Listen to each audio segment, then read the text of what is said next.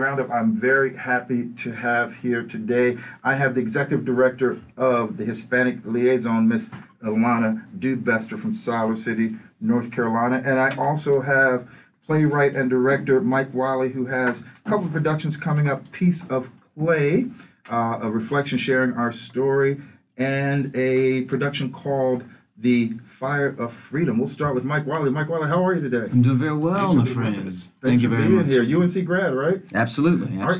You got a couple of performances coming up here, and very timely with Black History Month, although Black History Month is also every month. I'd like to highlight what you have going on. So tell us what you have coming up. Yeah, for the public, because I'm in the schools every day of the week presenting my touring shows. But for the public, next weekend on the 23rd, there is a stage reading of a new play by Howard Kraft and myself. It's called Piece of Clay. It's going to be at the Living Arts Collective at 7:30 p.m. that night. It's a coming-of-age story, a young Black teenager growing up in a fictional town here in North Carolina in the late 80s, the early days of hip-hop. It's got a little bit of comedy. It's got a lot of heart to it. And then the following day, if you didn't get enough of me and you didn't get enough of Howard Kraft, I will be performing. That's right. That's right. On the following day at the Friday Center, I will be presenting Howard Kraft's solo play, The Fire of Freedom, which is about Abraham Galloway, a pretty fantastic individual who was one of North Carolina's first representatives. He was a Union spy, he was an escaped slave, and he was a pistol firebrand. Awesome. And so to keep track of what you have going on, MikeWileyProductions.com. Exactly. Right. MikeWileyProductions.com. I'm glad that we're able to get you in. And will you come back and spend more time with us on Chatham County Roundup? Please, absolutely. And you're a Chatham County native, or you live in Chatham County now, right? I live in Chatham County. You're a Chatham County native right now. You're there right now. That's right. There's a lot of people in Chatham County going, that's not how it works. That is how it works in Chatham County. All right, so my second guest, Ilana Dubester. And Ilana, I see you. I've been at many of your events and lots of things when you stand up in the community for Latino rights and for the rights of those who go underserved. Tell us what's been going on. And let's start with, there have been some massive ICE raids in Siler City, Chatham County. Tell us about it. Yeah, that's true. So let's just correct that they have not been in Siler City or Chatham County, so okay. For the record. But yeah, there have been massive ICE raids all around us. It all started on Tuesday morning with a Homeland Security investigation raid at Bear Creek Arsenal, a plant in Sanford, that impacted Chatham County families. We were working with about 8 or 9 families impacted by that raid, and where 30 employees were arrested. And then that same day or the following day, they started regular ICE started massive raids around the area from Charlotte through the Triad and the Triangle. And they arrested an additional 200 people in those raids in our region. And an unprecedented move. They did a press conference that we posted on our Facebook page. ICE did a press conference about these raids. And they were making pretty clear that they're calling this our new normal in North Carolina. They basically amassed their agents from their southern region to come to North Carolina, and even were explicit in talking about this being a retaliation for the election of progressive sheriffs in our counties that decided to terminate agreements called the 287G agreements. And there was a recent county, not Wake, although I will say my cousin, Sheriff Gerald Baker, did say that he would not continue that. But another county, Aaron, can you help me? Durham, Mecklenburg, right. yeah. Orange has continued to not participate. Orange has continued to not participate, exactly. And so that, of course, is very troubling. This is a way of, I think they're trying to send a message in North Carolina, but to sheriffs across the nation. And most sheriffs across the nation are not part of 287G agreements, but they were, it's a way of also kind of, impacting our decisions as voters to elect progressive sheriffs to terminate agreements and say, no, our vote is not good enough. So here's what we're going to show you for electing these good folks. So So yeah, we're all very concerned about what does they mean by this new normal, and are scrambling, all of us, many organizations getting together and collaborating to do a response to the families. Particularly, this is our focus right now, is helping the families impacted by the raids, but then looking at the long term, what are we going to do to combat these attacks against our community?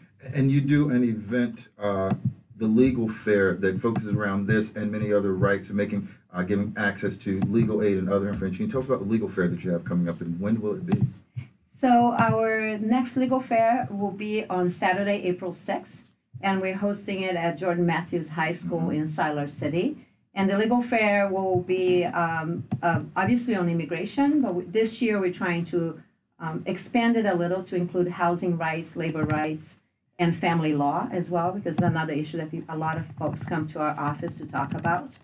And we'll offer workshops and plenary sessions, an expo of legal services, private legal services as well, nonprofits and other nonprofits that want to participate to do outreach, and individual consultations with attorneys, and primarily immigration attorneys. These are free consultations that last year we had 10 volunteer attorneys that were able to offer 45 free consultations during the legal fair. Also DACA renewal, so it's either or, consultation or DACA renewal. So we just got approved yesterday to rent a school, so getting the word out, and attorneys are already reaching out to us to say, when is the next legal fair? So it's nice to have that recognition, so hope to have a really good one this year. And I know we here at WCHL, we stay up with the events and activities happening in Chatham County. I heard you mention, Aaron, during your segment regarding the Hispanic Liaison and some relationship that we have in mirroring what you have. So you do have the support and the eyes and ears of WCHL as well. What are some of the other events that you have coming up? Now, I was at the fair, I've been at the festival a couple of years. So tell us about some of the other events you have, kind of how people can reach and how they can participate and be involved in fundraisers.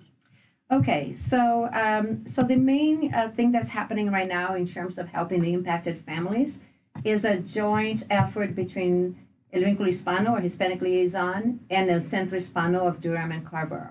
So we joined forces to create a fund, which is a regional fund for legal defense for families impacted by this ICE raid. So our fund covers Lee, Chatham, Orange, Durham, and Wake and Randolph counties. If folks reach out to us from other counties, we'll channel them to the appropriate organization that's handling it. But so this fundraiser called Liberation Not Deportation is live now. We're trying to raise at a minimum $30,000 to help families with detained relatives who may have a chance of applying for some kind of adjustment of status in terms of immigration and be able to be released from detention, and to help pay their legal fees. $30,000 with that many people arrested is going to be not a huge amount of money for families. So we really want to encourage people to really, donate as much as they possibly can. So these funds will be paid to attorneys that are representing them. So part of what we are doing as organizations is also channeling folks or connecting folks to attorneys that we consider trustworthy, and those do have offered reduced rates, and some are taking some pro bono cases as well. We have a whole list of attorneys that have stepped up to help the impacted community members, and so this will help pay their legal fees. The fund went active this week. What's the reaction been? Oh, it's been great. I've been crazy busy today, but I think we might be at close to 10,000 right now. Yeah, it went live on Saturday. Let me see if I can tell you where we are right now. Just a second. If you're at $10,000, that's a great raising in a short amount of time. I'll certainly we are at 11,478. That's Yay, people! Very So yeah, folks have a lot of folks have reached out and say, how can we help? How can we help the families? And really, this is the main way right now to help the families. We are all in the process of doing intake and screening and interviewing the families impacted. Later on, we might find out that there are specific needs for specific families that we'll be able to post if people can contribute in other ways. But right now really is helping with the legal fees for their family members. What can people do beyond that? I mean, there's helping the families, and then there's speaking out on the issue as well. Certainly. So what can people do to get involved? So so if you, I don't have it up on my Facebook page yet, it just came through, but there's a petition circulating to the governor's office as organizational petition to address these issues of these ICE raids. I know that folks in the Triad, American Friends Service Committee, is also taking volunteers to help monitor ICE activity. And aside from that, there was another message today that, let me see if I can look it up. Sorry. So right now, I think this is what's concerning to us, that if this is going to be really an ongoing activity on the part of ICE, is that certainly we're going to have to develop other strategies. Our focus on families right now, but in the long term, we also need to be more prepared as a community in terms of rapid response. And so there'll most likely be other opportunities for people to get engaged. Right now, it's a little hard when we are working to try and identify the families impacted, interview them, work with them, help them, and then we'll have more information soon. And I'll say, because I stacked the deck today, because one thing I know is that both Mike and Ilana, I see them in the communities, in the schools. So I'll ask you both. You guys were talking before we came on the air. How important is it to have this overlapping, seeing Mike in the schools, working in the community of Siler City, and having the relationship with organizations like the Hispanic Liaison? How important is that to the overall community? Mike, you can answer. Well, I think that the young people seeing us in the community, but also seeing us out and about in the community, and getting as much coverage as you possibly can. When you get that much coverage and you're able to affect as many young people and people of all ages really as you possibly can, that's when you are able to affect change. When more people are talking about it, when more people are committed to it, when more people see themselves as a link in the chain, as opposed to looking over the chasm, then more people are willing to be a part of it. Yeah, no on the outside looking in. So Mike, tell us one more time, where can we see you coming up, those two shows you have coming up? A Piece of Clay, February 23rd at the Living Arts Collective in Durham at 7:30, and the Friday Center on February 24th at 3 o'clock with The Fire of Freedom. And Ilana, how can we find your Twitter, Facebook, website? How can we find you if people want to donate now? Website, www.hispanicliaison.org. On Facebook, we are evhnc.org, or if you just type in Hispanic Liaison, it should come up as well. On our website, you can link to our Facebook page or our Twitter feed. You can also sign up for news. You just put a little bit of contact information, and we'll put you on our email list, and I promise you will not get swamped. I'm in charge of it. And so it's sporadic email list.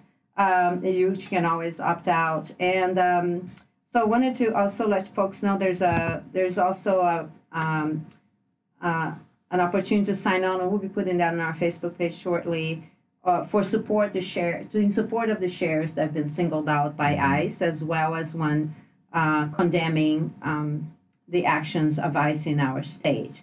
So, and want to just put a tiny shout out to, a sad coincidence that we had started our Valentine's fundraising campaign for the Hispanic Liaison the day before the ICE raids. And unfortunately, we can't forego that campaign because we're a very small organization, only 3 staff members doing a lot of really hard work. And so we are trying to raise some funds as well to be able to help the community, all of our programs, but really a bit more strapped now that we have so many more families and this fund to deal with. So ours is called Show the Love, and it's only through the end of February. So folks are interested in donating to that as well as to the families. Make a stretch. And if you're connected to another organization that's helping families, please donate to them as well. Everybody is in need of support and love right now. Well, I know you have the support of WCHL, and I know you have support of the hardest working man in radio, Mr. Aaron Does Keck. that make That is I don't you. think That is, so. I'm looking towards Kevin. This is a lot about other people in radio. HispanicLiaison.org for more on El Vincula Hispano, and MikeWileyProductions.com for more on Mike Wiley, including those upcoming shows. Everyone, thank you so much. Thank you, Aaron Thank Keck. you. This has Thank been you the very Chatham much. County Great to be Roundup, here. made possible by Weaver Street Realty, specializing in local real estate since 1982. Every story set somewhere. Theirs is right here. Find them online at WeaverStreetRealty.com. Back to wrap up the hour after this. We got to get pictures with Aaron, guys. Thank you. Excellent, excellent, That's excellent. great. Hang on.